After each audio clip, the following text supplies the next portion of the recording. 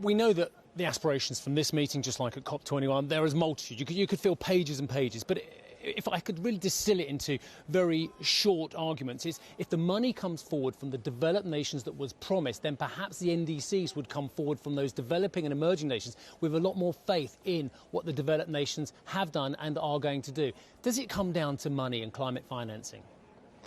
Well, it comes down to money in a certain sense. The 100 billion, let's remember, is a political promise. It is not the cost of the transition. The cost of the transition is actually in the trillions. Sure. So the NDCs actually need to be supported by much, much higher volumes of finance than just the 100 billion.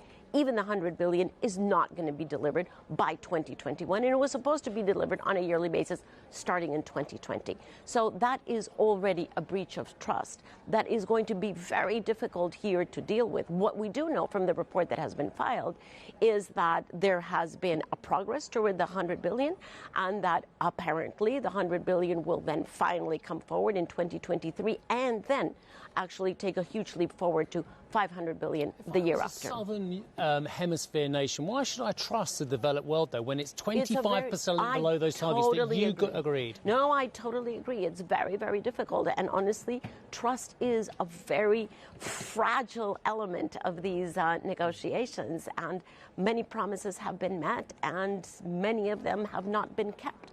And so I think the major challenge here is to rebuild that trust between North and South, between the haves and the have-nots, between the vulnerable populations in every country and those that are directing those countries. There is actually a widening gap here of trust that really needs to be addressed.